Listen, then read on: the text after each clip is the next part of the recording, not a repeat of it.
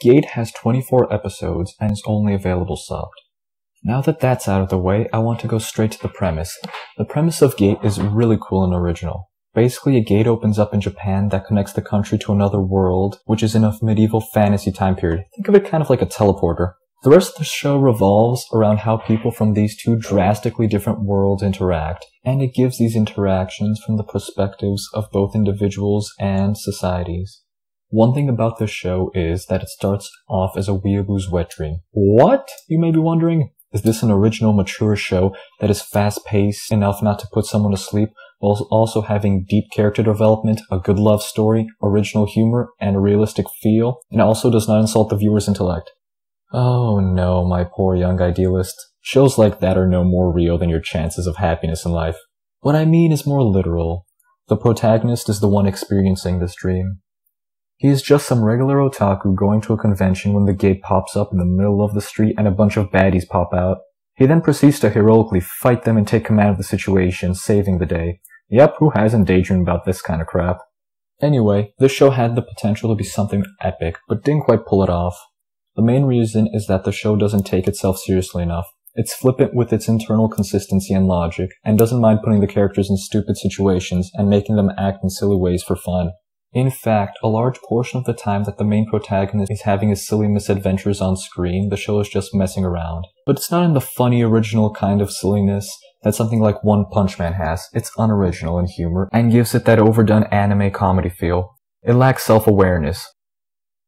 When the show decides to stop messing around, it's a whole nother story.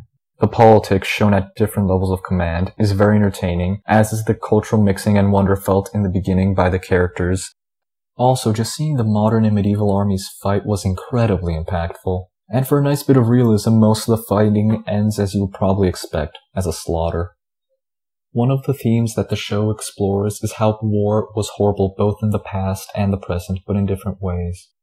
In the present, people are much better at killing each other with guns, bombs, and tanks that leave the enemy as a bloody soup on the ground. It's horrifyingly fast and efficient compared to the old methods of war. But in the olden days, war was terrible in a different way. There was no mercy or consideration for the rights and safety of the defeated people. Enemies were enslaved or killed mercilessly. The lives of civilians and soldiers mattered little to the rulers. There were no rules for war. Nothing was off the table. I just love this theme as it's so fresh and original. Alright, now let me go on a little tangent. When I was younger, I read a lot of books and almost all of them were high fantasy. I always thought that giant medieval-style battles filled with knights and sorcerers and with dragons flying overhead was the epitome of badass. But this show changed my mind. I'll take modern metal dragons with propellers on top that can breathe hot lead over the old scaly ones any day. No competition. This show just makes you feel a morbid pride about how good we've become at killing each other.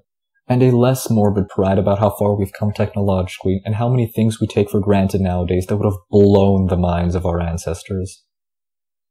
The characters are a weak point of the show. They're two-dimensional and have no meaningful character development to speak of. The antagonists are slightly better with a tad more depth, but they can't make up for the rest. All the characters overall feel like archetypes. Now it's time for the clichés.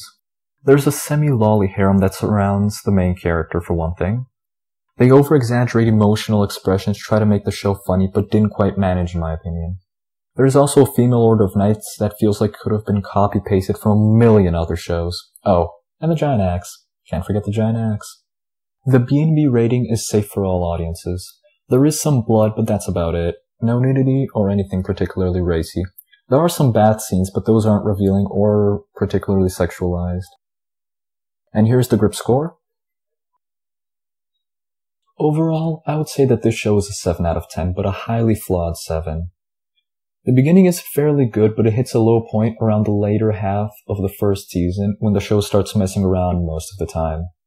But if you push through, it does get better in the second season. I found that for me, the lack of seriousness in the second half of the first season did spoil the immersion and suspension of disbelief to an extent for the rest of the show. But I will tell you one thing, there are a couple of really funny names in the show. If you like this video, you know what to do, and for more spoiler-free reviews, hit that subscribe button.